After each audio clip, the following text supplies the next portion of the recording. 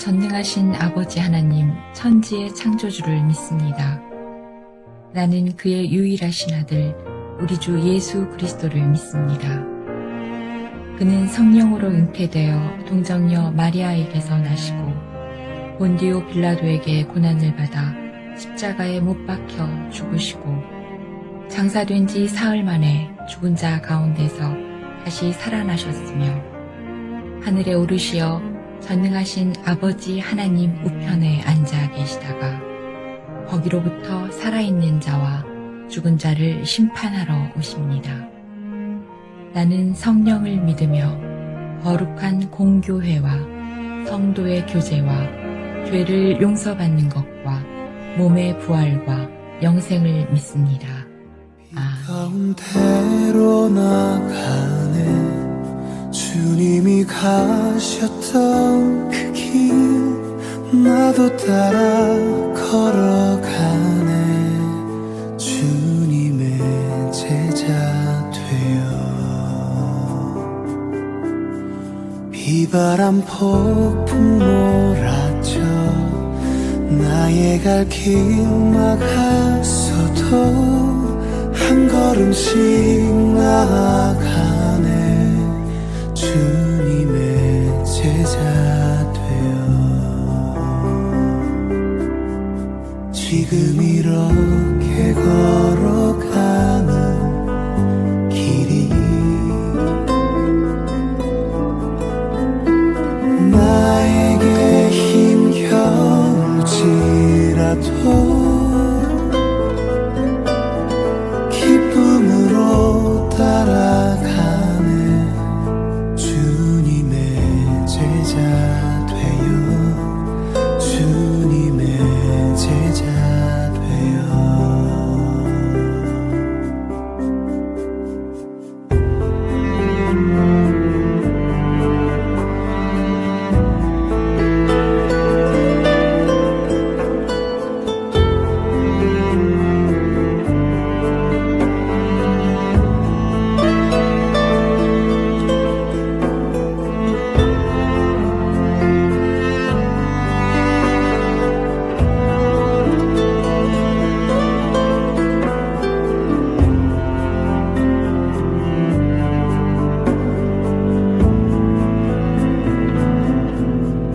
지금 이렇게 걸어가는 길이 나에게 힘겨울지라도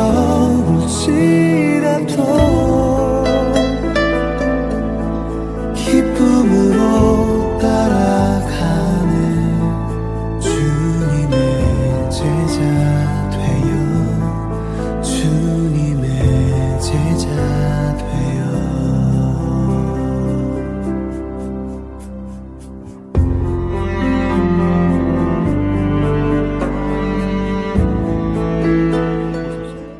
우리가 모든 것을 버리고 주를 따라 싸운데 그런즉 우리가 무엇을 얻으리이까? 내가 진실로 너에게 이르노니 세상이 새롭게 되어 인자가 자기 영광의 보좌에 앉을 때 나를 따르는 너희도 12 보좌에 앉아 이스라엘 12지파를 심판하리라. 또 내 이름을 위하여 집이나 형제나 자매나 부모나 자식이나 전토를 벌인 자마다 여러 배를 받고 또 영생을 상속하리라. 그러나 먼저 된 자로서 나중되고 나중된 자로서 먼저 될 자가 많으니라. 신앙생활을 하다 보면 어느 순간 문득 우리 마음 가운데 이런 질문이 올라올 때가 있습니다. 주님, 저 여기까지 온 것 그냥 온 것 아니에요. 주님, 저 버린 것 있어요. 주님, 저 얼마나 참고 견디었는데요. 그런데 제 삶에 무엇이 남았습니까? 라는 질문 말이지요. 오늘 본문에서 그런 질문이 나옵니다. 베드로가 묻지요. 마태복음 19장 27절 말씀입니다. 보소서 우리가 모든 것을 버리고 주를 따르사온데 그런즉 우리가 무엇을 얻으리까? 여러분 너무합니까? 믿음 있는 자의 질문이 아니라고 생각되실까요? 그러나 어쩌면 인간적인 질문이라고 할 수 있습니다. 주님, 우리 다 버렸습니다. 그런데 그 다음은 무엇입니까? 예수님은 이 질문을 통해서 우리에게 참된 제자의 길이 무엇인지 가르쳐 주십니다. 이 본문 갑자기 나온 말씀이 아니죠. 바로 앞에는 바로 부자 청년 이야기가 나옵니다. 그는 영생을 원했고 계명을 너무도 잘 지켰습니다. 그런데 한 가지가 부족했지요.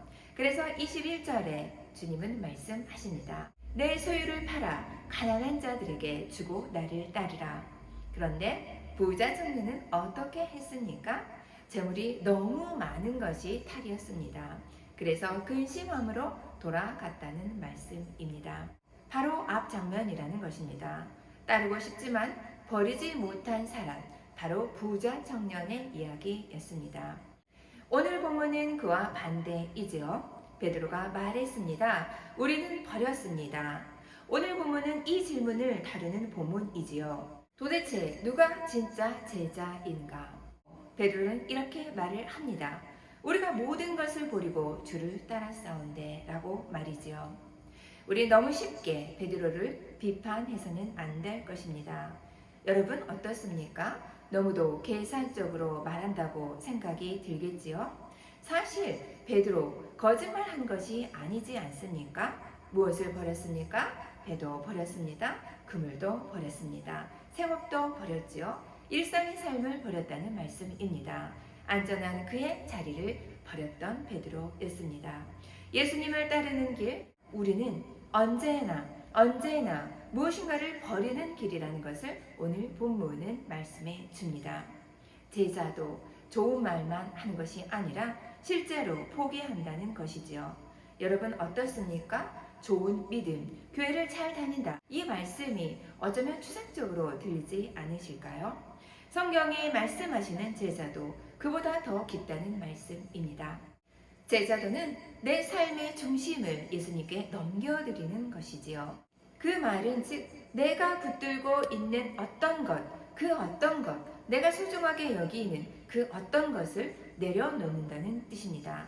사람에 따라 다르겠죠. 어떤 사람은 돈을 붙듭니다. 또 어떤 사람은 자존심을 내려놓을 수 없습니다. 또 어떤 사람은 자기 계획대로 하지 않으면 안 된다는 말씀이지요.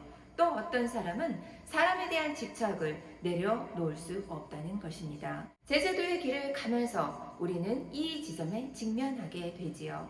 예수님을 따른다는 것, 그냥 좋은 선택 하나 추구하는 것이 아니라 삶의 주인이 바뀌는 사건입니다. 문제는 버릴 때는 믿음으로 버렸지요. 그런데 시간이 지남에 따라 마음에 이런 마음이 불쑥불쑥 들어온다는 것입니다. 내가 왜 이렇게까지 했지? 손해본 것 아닌가? 라는 말씀이지요. 어머나 아무도 몰라주네. 베드로의 질문은 바로 그 지점에서 나온 것은 아닐까요?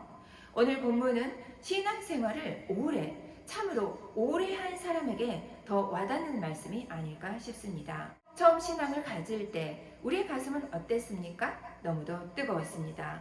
그런데 시간이 지남에 따라 우리 마음의 서운함이 한 겹 한 겹 쌓이게 된다는 것 인정하지 않을 수 없습니다.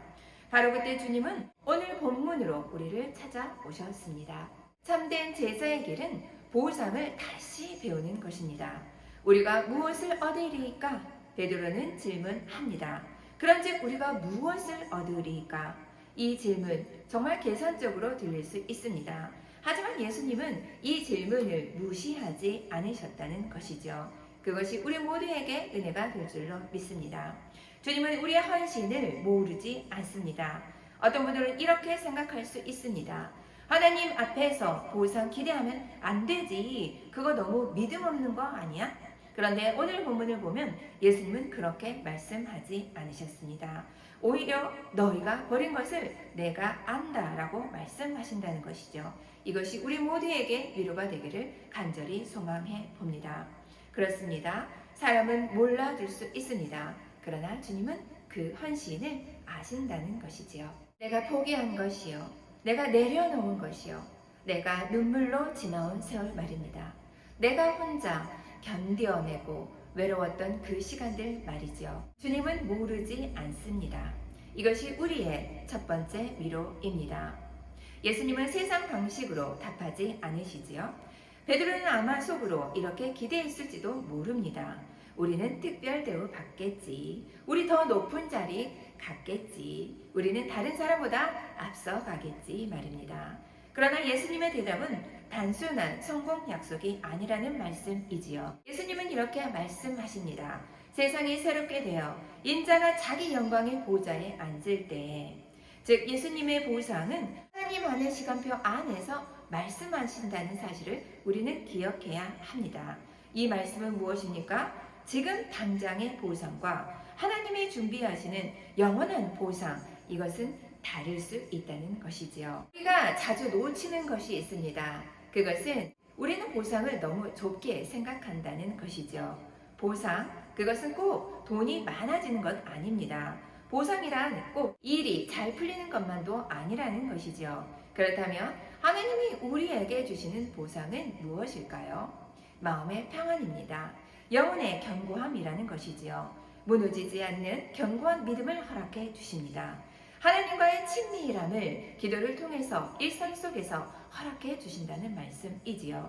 사람으로는 줄 수 없는 참된 위로를 말씀의 위로로 기도 가운데 허락해 주신다는 말씀입니다. 마지막까지 잃지 않는 영생의 소망을 우리 안에 심어주셨다는 말씀입니다. 여러분, 이것이 우리의 참된 보상이 될 줄로 믿습니다. 29절은 말씀합니다. 여러 배를 받고 또 영생을 상속하리라. 여러 배, 어쩌면 숫자 개념만이 아니라 하나님 나라 안에서 다시 받는 삶의 충만함을 의미할 수 있습니다. 세상은 말합니다. 버리면 줄어든다 라고 말이지요. 그러나 예수님은 이렇게 말씀합니다. 나를 위해 버린 것 결코 헛되지 않다 라고 말씀이지요. 30절입니다. 먼저 된 자로 나중되고. 오늘 본문 어쩌면 가장 중요한 것 마지막 한 절이라고 할 수 있습니다. 마지막 그 한 절입니다. 먼저 된 자로 나중되고 나중된 자로 먼저 될 자가 많으니라 라고 30절은 말씀하십니다. 왜 이것이 중요한가요? 예수님은 제자들의 헌신을 인정하시면서도 그 헌신이 새로운 교만이 되는 것을 막으시기 때문이지요. 여러분 어떻습니까? 나의 신앙을 보십시오. 가장 위험한 신앙 무엇일까요? 나 많이 버렸다. 나 오래도록 예수님 믿었다. 나 많이 섬겼다. 나 남들보다 더 헌신했다. 여러분, 입 밖으로 내지 않을 것입니다. 그러나 우리의 마음속 저 깊숙한 곳에 그 말들이 자리 잡을 수 있다는 것입니다. 예수님은 마지막에 그 마음을 뒤집으십니다. 먼저 된 자가 나중될 수 있다라고 말씀이지요. 제자도 내가 얼마나 했는가가 아니라 끝까지 예수님을 따르는가라는 문제라는 것이죠. 참된 제자는 버리는 사람보다 끝까지 예수님 곁에 남는 사람임을 믿습니다. 여러분, 진짜 제자는 끝까지 주님 곁에 남는 사람임을 기억해 주십시오. 인정받지 못해도 말입니다. 계산이 잘 맞지 않아도 말입니다. 결과가 늦어도 말입니다. 너무너무 외로워도 말이지요. 그리고 답이 늦어도 주님 곁을 지키는 믿음으로 제자도의 삶을 끝까지 살아가기를 원합니다. 주님 곁에 끝까지 남는 사람, 그 사람이 바로 참된 제자입니다. 동기 목사님은 늦게 부르심을 받고 목사님이 되셨고 어제 하나님 품으로 안기셨습니다. 버리게 하셨고 낮아지게 하셨고 그래서 결국 밥만 주면 목회 간다. 하나님은 그 말씀을 이루어 주셨습니다. 100년 넘은 시골 교회, 그 허름한 교회를 다시금 리모델링하고 사태까지 아름답게 지어놓고 하나님은 동기 목사님을 부르셨다는 것이지요. 내가 버린 것 우리 모두는 다시 점검해 보아야 합니다. 내가 아직도 내 마음속에 내 중심 속에 붙들고 있는 것은 무엇인지 점검해 볼 때입니다. 또한 믿음 생활을 하면서 서운한 부분이 있다면 꼭 주님 앞으로 가져가십시오. 베드로는 이렇게 물었지요. 주님, 저는요. 주님은 그런 질문 절대로 외면하지 않으신다는 말씀입니다. 또한 하나님은 보상을 세상 방식으로 계산하지 않으신다는 것, 그리고 더 깊은 방식으로 우리에게 보상해 주신다는 것을 믿으십시오. 제자의 길을 가는 것, 희생의 길이면서 겸손의 길입니다. 끝까지 겸손으로 따르는 사랑하는 하늘소망교회 성도 여러분 모두와 저 되기를 간절히 소망합니다. 함께 기도합니다. 사랑과 은혜가 충만하신 하나님 아버지 감사합니다. 우리가 주님을 따른다고 하면서 때로는 마음속에 서운함과 계산을 품고 살아왔음을 고백합니다. 회개합니다. 그러나 사랑하는 주님, 우리의 눈물과 헌신을 아시는 주님께서 오늘도 우리를 위로하시고 다시금 참된 제자의 길로 이끌어 주시옵소서. 버린 것을 자랑하지 않게 하시고 은혜로 여기게 하시며 끝까지 겸손히 주님을 따르는 우리 모두 되게 하여 주시옵소서. 담임 목사님 열간에 강건하게 하여 주시고 선포되는 모든 말씀을 통하여서 제자의 길을 기억하는 우리 모두 되게 하여 주시옵소서. 사랑이 많으신 예수님 이름으로 감사히 기도합니다. 아멘.